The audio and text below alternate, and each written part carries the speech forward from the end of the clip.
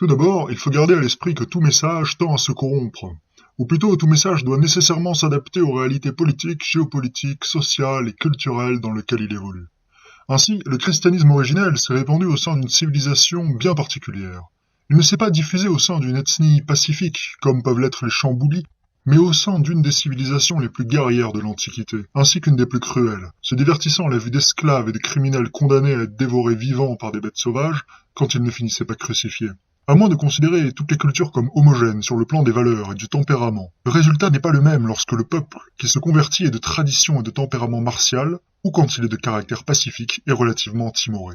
L'impact du message des évangiles n'a été maximal qu'au sein des premières communautés chrétiennes, c'est-à-dire durant l'époque précédant la conversion de l'Empire romain en 313 avec l'édit de Milan. N'ayant aucune responsabilité étatique, ces premières communautés chrétiennes ont pu se permettre d'appliquer à la lettre le message de Jésus. Aussi, bien que citoyens romains, ces premiers chrétiens se firent objecteurs de conscience, refusant de porter les armes, pratiquant la non-violence, l'amour des ennemis, et allant jusqu'à suivre l'exemple du Christ en préférant marcher vers le supplice des arènes romaines plutôt que de se renier. Mais à mesure que le christianisme a progressé au sein de la société romaine, une synthèse s'est opérée entre les valeurs martiales païennes et la nouvelle religion pacifiste, égalitariste et hostilâtre. En outre, l'Église post-édit de Milan elle-même a dû se montrer réaliste et pragmatique, en s'éloignant sensiblement du message originel. Une fois l'Empire devenu chrétien, il fallait bien le défendre, ce qui entre en contradiction avec le principe de non-violence. Dès lors, l'Église autorise ses fidèles à porter les armes et à servir dans les légions, à condition toutefois de faire pénitence. C'est dans ce contexte que saint Augustin esquisse la doctrine de la guerre juste. Mais nous sommes toujours à 1000 lieues de la place que tient la guerre dans le Coran. Ce processus de militarisation va se poursuivre au-delà de la chute de l'Empire. Les invasions germaniques aboutissent à la germanisation de l'Église et donc à l'intensification de sa militarisation. Le meilleur exemple, c'est l'habitude de prêter serment non plus sur la Bible, mais également sur l'épée, dont la poignée fait office de croix. L'Église a eu l'intelligence d'employer la virilité guerrière des barbares pour les mettre à son service, mais cela s'est fait au prix de l'abandon du pacifisme originel. Le chevalier du Moyen-Âge est un être tiraillé entre sa fidélité au discours évangélique et son culte de la guerre, soif de combat et code de l'honneur d'un côté, obligation de tendre la joue gauche de l'autre. Il assiste à la messe le matin et part guerroyer l'après-midi. De fait, nombreux sont les individus et les sociétés tiraillées entre deux messages contradictoires, mais la société médiévale est de celle qui a parfaitement réussi à trouver un équilibre dans la contradiction. La dernière étape de la militarisation de l'Église, c'est l'adoption mimétique de la guerre sainte face au djihad. Autrement dit, si le message des évangiles n'a pas transformé les Occidentaux en un cheptel pacifiste, c'est qu'il s'est tout d'abord endurci au contact des Romains, peuple de guerriers sur le déclin, mais de guerriers tout de même. Dans un deuxième temps, le christianisme s'est virilisé au contact des barbares germains. Enfin, au contact des guerriers d'Allah, il a achevé de se militariser en forgeant, au prix d'une formidable casuistique, le concept de guerre sainte. Il faut toutefois noter que le christianisme a accéléré la décadence des Romains, en les affaiblissant moralement et en contribuant dans une certaine mesure à la chute de Rome. En effet, quand bien même l'Église a fini par autoriser les chrétiens à faire couler le sang, elle a continué d'y associer la mauvaise conscience et le repentir. De plus, le véritable royaume n'étant pas de ce monde, la survie de l'empire terrestre n'est plus l'idéal par excellence. Enfin, cette religion mystique, et très portée sur les miracles, éloigne les Romains du rationalisme hellénique. Pour conclure, tant que le message des évangiles se diffuse au sein d'une société suffisamment martiale, cette dernière tend à se montrer suffisamment solide pour ne verser ni dans l'amour inconditionnel de l'autre, ni dans le pacifisme intégral. Par un effet retour, cette société pourra même engendrer une virilisation du christianisme, si bien que si le peuple s'amollit, la religion chrétienne, elle, peut s'endurcir. En revanche, chacun admettra que le message chrétien originel ne peut en aucune façon avoir pour effet l'endurcissement de la société qui s'y convertit. Par conséquent, le christianisme originel doit être considéré pour ce qu'il est, une religion féminine et féminisante. En fait, quand une société adopte le christianisme, ce dernier ne peut que s'endurcir et se militariser. De toutes les sociétés qui, dans l'histoire, ont adopté le christianisme, aucune ne connaissait préalablement leur christianisation un niveau de pacifisme supérieur à celui prôné par les évangiles. C'est pourquoi, hormis le christianisme des premiers chrétiens, nous n'avons à notre disposition que des exemples de christianisme plus ou moins virilisés. Jusqu'en 1945 en tout cas, date à partir de laquelle le catholicisme et le protestantisme suivent naturellement le mouvement des sociétés dans lequel ils évoluent.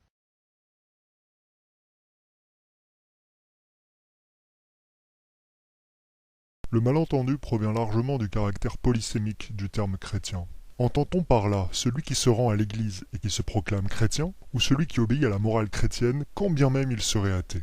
En effet, en Occident, la morale chrétienne a fini par se laïciser, se séculariser. Selon Marcel Gauchet, le christianisme est en effet la religion de la sortie de la religion. Nietzsche lui-même, analysant ce processus de sécularisation, n'était pas dupe.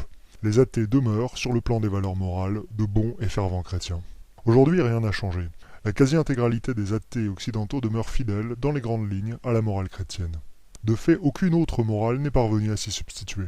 On a beau parler du dieu argent, mais cette expression ne fait que révéler la réalité inverse de celle qu'elle dénonce. La valeur argent est quasi unanimement dénoncée sur le plan moral, des films hollywoodiens aux romans best-sellers. Que le comportement des individus ne soit pas à la hauteur de ces exigences morales ne signifie pas que la morale ait changé. Le dieu argent régnera lorsqu'une majorité d'œuvres culturelles plébiscitées par le public fera explicitement l'éloge de l'argent et condamnera moralement les causes plus idéalistes. Mais revenons à notre sujet. Le socialisme et le gauchisme ne sont jamais qu'une interprétation possible de l'égalitarisme de Jésus. De même, pour le libéralisme politique, qui va au bout de la logique de la sacralité de la personne humaine. Seuls les fascismes ont entrepris de se démarquer de cette morale en développant une éthique élitiste du dépassement. Aussi, l'Occident a baigné depuis 2 millénaires dans un logiciel qui le désarme moralement lorsqu'il doit affronter des événements historiques tels que la Première et surtout la Deuxième Guerre mondiale. Toute maladie ne se manifeste pas dès l'instant où elle a été contractée. Il lui arrive de ne se manifester que le jour où l'organisme est suffisamment affaibli, comme ce fut le cas en 1945. La mauvaise conscience joue alors à plein, et la morale chrétienne peut enfin retrouver sa forme originelle, l'amour des ennemis et l'égalitarisme. Nous sommes dès lors en mesure de répondre au paradoxe suivant.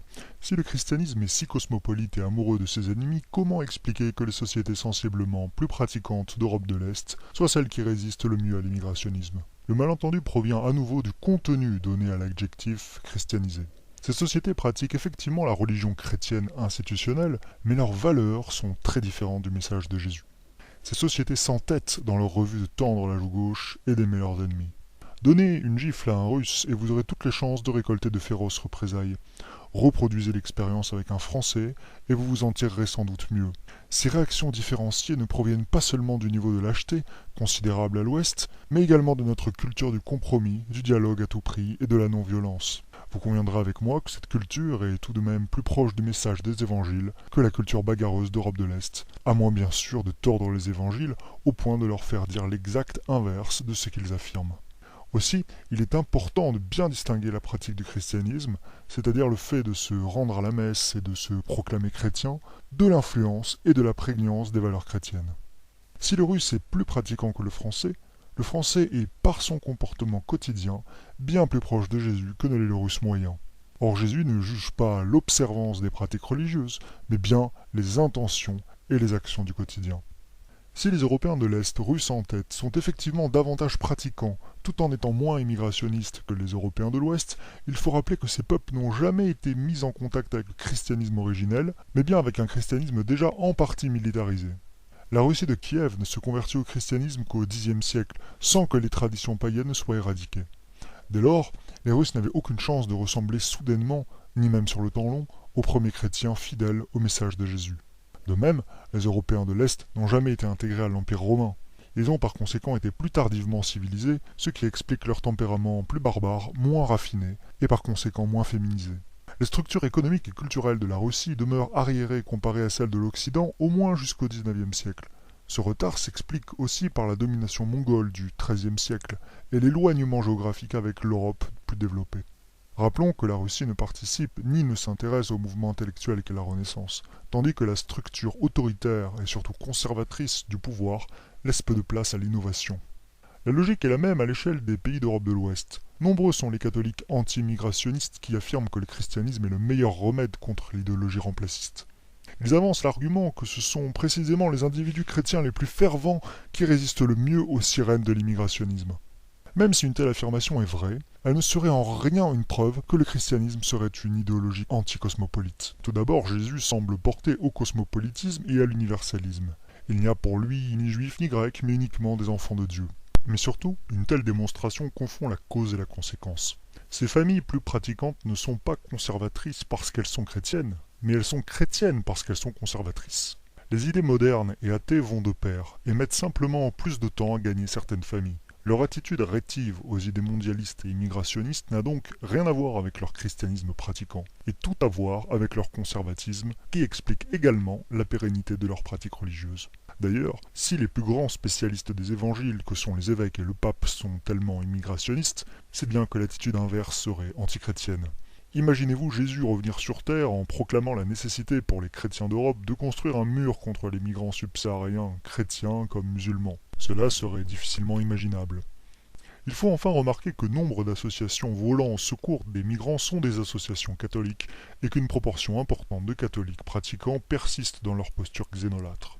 Pour conclure, il semble impossible d'apporter une preuve convaincante que le message des évangiles serait un facteur renforçant le nationalisme d'un peuple qui déciderait d'en faire sa nouvelle religion. Tous ceux qui prennent l'Europe de l'Est davantage chrétienne comme un argument en faveur du christianisme, comme vaccin à l'immigrationnisme, raisonnent toutes choses égales par ailleurs, en faisant comme si la religion était l'unique facteur agissant sur la mentalité d'un peuple. L'Europe de l'Est et la Russie se sont modernisées plus tardivement, ont échappé à l'idéologie libérale, qui trouve par ailleurs racine dans le christianisme. Ils ont également échappé au discours culpabilisant du fait de leur intégration au bloc de l'Est, tandis que leurs mentalités sont le produit d'une histoire qui est loin de tout devoir au christianisme. Le conservatisme et le moindre développement de ces sociétés expliquent tout autant la pérennité de la pratique chrétienne que l'attachement à l'identité et à l'aversion envers l'idéologie remplaciste. Enfin, force est de constater que si toutes les sociétés de culture chrétienne ne sont pas toutes immigrationnistes, en revanche toutes les sociétés immigrationnistes sont des sociétés de culture chrétienne.